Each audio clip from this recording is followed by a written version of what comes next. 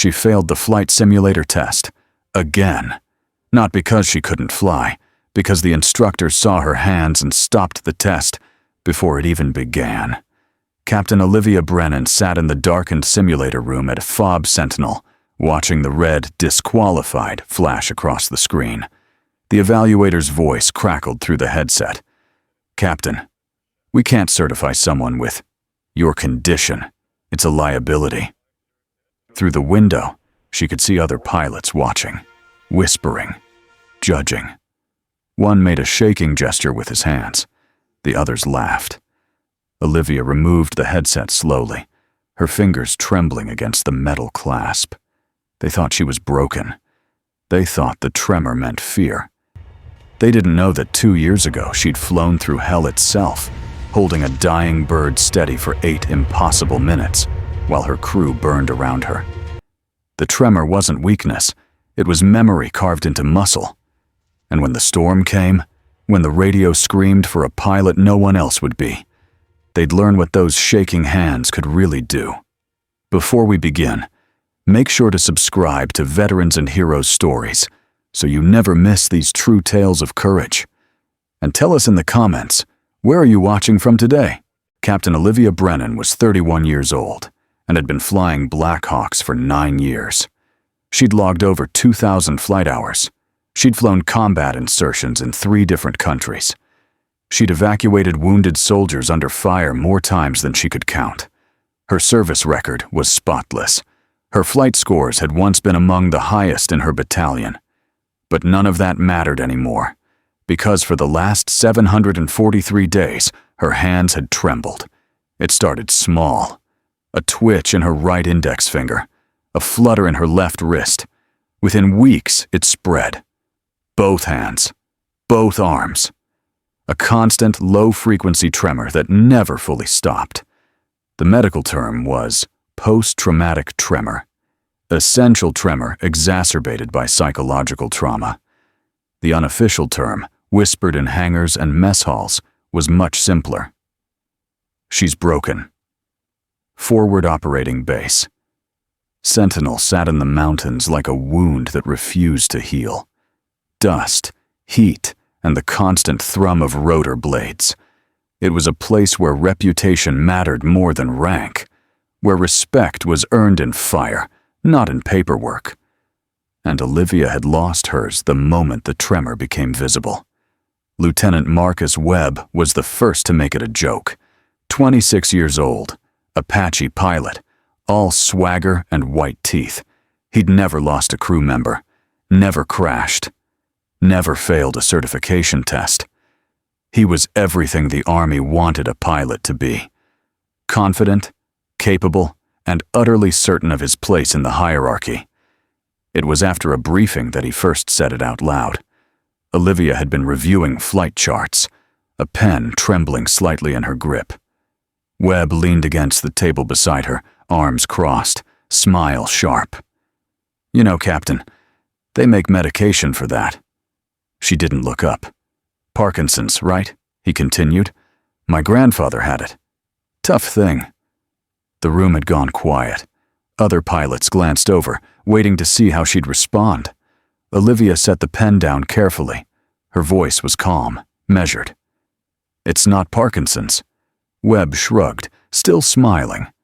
"Whatever it is, maybe you should consider, I don't know, desk duty? We need pilots who can actually hold the stick steady." Laughter rippled through the room. Not cruel, exactly. Just casual. The kind of laughter that comes easy when you've never been the target. Olivia gathered her charts and left without another word. Behind her, she heard Webb's voice, quieter now but still audible. "I'm serious. She's a liability. Someone's going to die if they put her back in the air." The worst part was, she couldn't entirely disagree. The tremor had rules. It was worse in the morning, worse when she was tired, worse when people were watching. But it disappeared. Completely, utterly disappeared, in 2 specific situations. The first was when she flew. The moment her hands touched the collective and cyclic, The moment the Black Hawk lifted off the ground, the tremor stopped. Her fingers became steady. Her movements became fluid. It was as if the helicopter itself absorbed the shaking, translated it into something useful. The second situation was harder to explain, when adrenaline spiked, when lives were on the line, when there was no time to think, only react. In those moments, her body remembered what it was built for, but no one believed her, because they never saw her fly anymore. After the third failed simulator test, Colonel Matisse called her into his office. He was a career officer, 52 years old, with a face carved from disappointment and duty. He didn't look at her when she entered, just gestured to the chair across from his desk. "Sit." Olivia sat, hands folded in her lap to hide the tremor. Matisse slid a folder across the desk. Medical reports, evaluation summaries, incident documentation from the simulator failures. "Captain Brennan," he said slowly, "you're one of the most experienced pilots I have. Your record speaks for itself." He paused, and Olivia felt the weight of the coming word. But there it was. "But I can't, in good conscience, put you back in operational rotation until these evaluations improve. Sir," he held up a hand. "I've read the neurologist's report. I've spoken with the flight surgeon. They all say the same thing. The tremor is real, it's documented, and it presents a risk. Only on the ground, sir." Matisse finally looked at her. "What?" "The tremor only happens on the ground," Olivia said. "When I'm flying, it stops. Completely. That's not what the simulator tests show. Because the simulator isn't flying." The words came out harder than she intended. Matisse leaned back in his chair, studying her. "Captain, I want to believe you, but I can't put lives at risk based on a feeling." "It's not a feeling, sir. It's a fact." "Then prove it." Olivia met his gaze. "How?" "Pass a simulator test. Just one. Show me your hands don't shake when it matters." She wanted to argue, to explain that simulators didn't replicate the real thing, that her body knew the difference between screens and sky. But she could see in his eyes that he'd already made up his mind. "Yes, sir," she said quietly. She left his office with the folder under her arm and the weight of impossible expectations on her shoulders. The story of what happened 2 years ago wasn't classified exactly.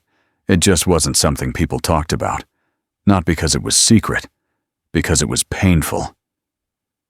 Olivia had been stationed at a different FOB then, flying medevac missions in a region where the mountains swallowed helicopters whole. Her crew had been with her for 18 months. Chief Warrant Officer Daniel Cross, co-pilot, 34 years old, 2 kids, a laugh that filled every room. Staff Sergeant Maya Chen, crew chief, 29 years old, brilliant with mechanics, could fix anything with duct tape and spite. Specialist Jake Romero, medic, 22 years old, fresh-faced, always humming under his breath. They were family. The call came at 0342 hours. Patrol ambushed, multiple casualties, extraction needed immediately. Weather was marginal. Low ceiling, high winds, the kind of conditions that made even experienced pilots hesitate. But men were dying. Olivia didn't hesitate. They lifted off into darkness, the Black Hawk shuddering against the wind. Cross handled comms, while Olivia focused on navigation, threading the helicopter through valleys where the margin for error was measured in feet. Chen called out obstacles from the crew door. Romero prepped medical supplies. They were a machine, synchronized, efficient. They reached the landing zone in 12 minutes. Romero jumped out before the skids fully touched down, running toward the wounded with his aid bag. That's when the RPG hit, not the helicopter. The ridge above them. The explosion triggered a rock slide. Olivia saw it in the instruments before she saw it with her eyes. The sudden shift in weight distribution, the alarm screaming in her headset. A boulder the size of a car had hit the tail rotor. The Black Hawk spun. Not fast. Not like in movies. Slowly. Inevitably. Like a toy losing momentum. "We're going down!" Cross shouted. Olivia's hands moved on instinct, fighting the collective, trying to bleed off speed, trying to turn an uncontrolled crash into a controlled one. The ground came up fast. The impact shattered the windscreen, deployed the landing gear through the fuselage, snapped Cross's harness, and threw him into the instrument panel. Fire bloomed in the engine compartment. Olivia remembered 3 things clearly: the smell, fuel, and burning insulation. The sound, Chen screaming from the back, her leg crushed beneath twisted metal. And the silence. Cross, slumped forward, not moving. She unbuckled with shaking hands. No, not shaking then. Steady then. And crawled toward Chen. Romero was gone, thrown clear in the impact. She'd learn later he died instantly. Chen was trapped. "Leave me," Chen whispered. "Olivia, leave me. The fire, not a chance." Olivia wedged herself into the wreckage, using leverage and desperation to pry the metal apart. The heat was unbearable. The smoke was choking her, but she got Chen free. She dragged her away from the helicopter, 20 feet, 30 feet, until the ammunition started cooking off and she had no choice but to cover Chen's body with her own. The explosion lifted them both off the ground. When Olivia woke up, she was in a hospital in Germany. Chen was in the bed beside her, alive. Cross and Romero were in boxes, waiting to go home, and Olivia's hands were shaking. The day the storm hit, FOB Sentinel was already on edge. Intel suggested enemy movement in the valleys. Patrols had been extended. Supply lines were stretched thin. The sky had been gray since dawn, pregnant with the kind of weather that grounded helicopters and made ground commanders nervous. By 1400 hours, the first drops fell. By 1500, it was a deluge. Olivia sat in the rec tent, reading a book she wasn't absorbing, when the alarm sounded. 3 sharp blasts. Emergency recall. She ran. The operations tent was chaos. Pilots, crew chiefs, ground commanders, everyone shouting over everyone else. Colonel Mathis stood at the center, radio handset pressed to his ear, face grim. "What happened?" Webb asked, pushing through the crowd. "Patrol got hit," Mathis said. "IED followed by small arms fire. They've got 23 men pinned down in a valley, half of them wounded." "Where?" Mathis pointed to the map. The valley was a dead end, surrounded by ridges on 3 sides, with only one approach, a narrow corridor barely wide enough for a helicopter. In good weather, it would be difficult. In this weather, it was suicide. "We need a medevac," someone said. "We need a miracle," Mathis replied. He looked around the tent. "Who's flying?" Silence. Webb glanced at the map, then at the ceiling, where rain hammered like artillery. "Sir, in these conditions, the visibility is near 0. Wind shear in those valleys will rip a bird apart." Mathis's jaw tightened. "Those men are dying, and we'll die trying to reach them," Webb said. It wasn't cowardice, it was truth.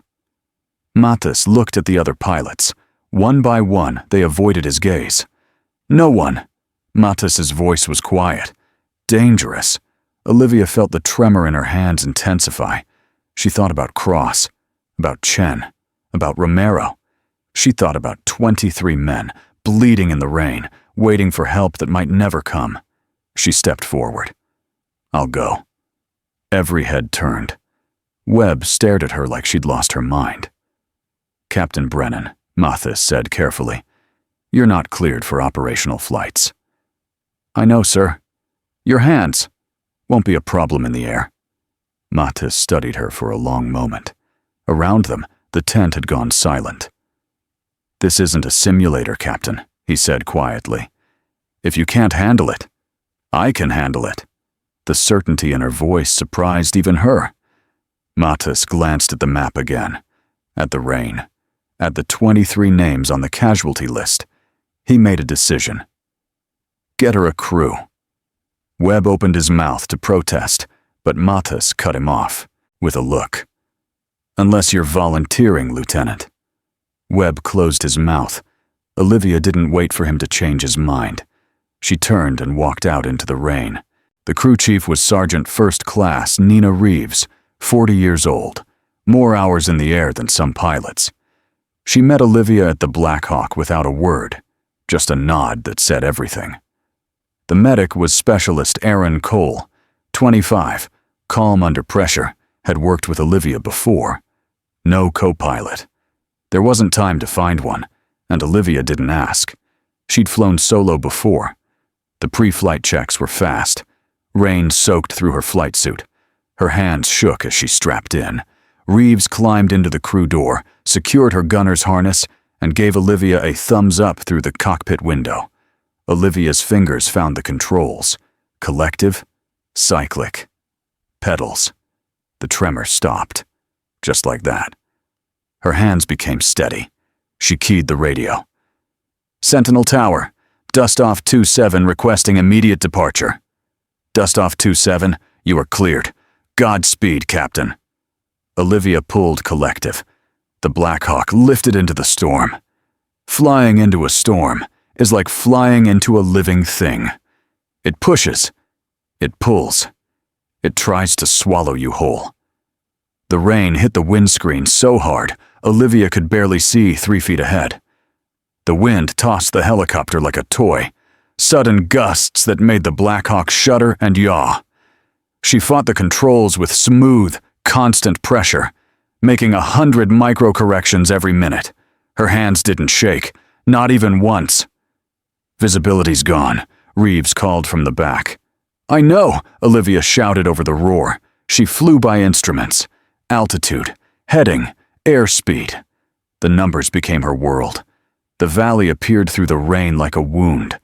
Narrow, dark, ridges rising on either side, so close she could see individual trees bending in the wind. You're not seriously going in there, Cole said. Olivia didn't answer. She nosed the Black Hawk forward, threading the helicopter into the corridor. The wind funneled through the valley like a river, hitting them broadside, trying to slam them into the rock walls. Olivia compensated, adding power, adjusting pitch, dancing with physics, and praying it was enough. Contact, Reeves called. I see smoke markers at 11 o'clock. Olivia saw them too. Red smoke, barely visible through the rain. The patrol. But there was nowhere to land. The valley floor was a jumble of rocks and mud. Trees on the ridges. Wounded men scattered across broken ground. She'd have to hover. In a storm. In a valley that wanted to kill them. Stand by for hover, she called. She brought the Black Hawk into a stationary position 20 feet above the ground, fighting the wind every second. The helicopter bucked and swayed. The engine screamed. Reeves, deploy the hoist, Olivia ordered. Roger. The rescue hoist dropped from the crew door, cable spinning out into the rain. Cole went down first, medic bag strapped to his chest. He hit the ground and ran toward the wounded. Olivia held the helicopter steady. Her arms burned. Her legs cramped against the pedals. Every gust of wind felt like a punch, but her hands never wavered. Cole loaded the first casualty into the litter. Reeves hoisted him up. One, then another. Two. The wind intensified. The Black Hawk yawed hard to the right. Olivia corrected, but the margin for error was disappearing. How many more? She called. 21, Reeves answered. 21 more. Olivia's world narrowed to the instruments, to the sound of the engines, to the feel of the controls under her hands. 3, 4, 5. The wind tried to slam them into the ridge. Olivia added power, compensating with pedal, holding the helicopter in place through sheer force of will. 10, 11, 12. Her vision started to blur from exhaustion. She blinked it away. 15, 16. Captain, We're at max weight, Reeves called. Keep going, Olivia shouted back. 18. 19. The Black Hawk was shaking now, overloaded, the engine straining. 20. Cole clipped himself onto the hoist. 21. Everyone's aboard, Reeves called. Olivia didn't wait. She pulled collective, trading altitude for speed, clawing her way out of the valley. The Black Hawk groaned. The engines redlined, but she held it together. She threaded back through the corridor, through the rain, through the wind that tried to kill them one last time. And then they were clear. Open sky, heavy with rain, but open. Olivia pointed the nose toward Fob Sentinel and pushed the engines to their limit. Her hands were still steady. They landed 28 minutes later. Medics swarmed the helicopter the moment the skids touched down. Olivia shut down the engines with numb fingers, went through the post-flight checklist on autopilot. When she finally climbed out, her legs nearly gave out. Reeves caught her. "I got you, Captain." Olivia nodded, unable to speak. Around them, organized chaos. Wounded men being carried to the aid station, doctors shouting orders. 23 men, all alive. Colonel Matis stood at the edge of the flight line, rain soaking through his uniform. He watched Olivia walk toward him, slow and unsteady now that the adrenaline was fading. When she stopped in front of him, he didn't speak immediately. He just studied her face. Then he looked at her hands. They were shaking again, trembling visibly.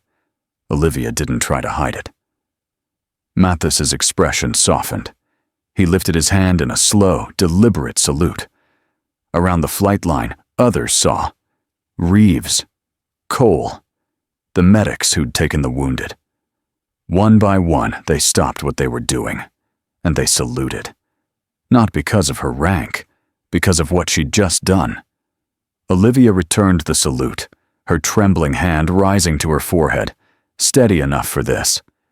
When she lowered it, Matisse stepped closer. "Report to my office when you're ready, Captain," he said quietly. "We need to talk about your flight status." The operations tent was different the next morning. Quieter. Pilots who'd laughed at her now stepped aside when she entered. The simulator room sat empty. Olivia didn't need it anymore. Lieutenant Marcus Webb found her near the flight line, checking over her Black Hawk. He stood a few feet away, hands in his pockets, looking like a man who'd swallowed something bitter. "Captain?" Olivia glanced up from the rotor inspection. "Lieutenant." Webb shifted his weight. I wanted to say something." She waited. "I was wrong. About you. About everything." Olivia set down her clipboard. "You didn't know." "I should have," Webb said. "I should have looked past the... I should have seen who you really were."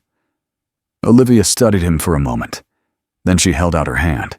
It trembled in the space between them. Webb stared at it. Then he reached out and shook it. Firmly.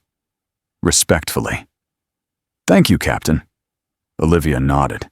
When he walked away, she looked at her hands. Still shaking. Still scarred by memory and trauma. But no longer a weakness.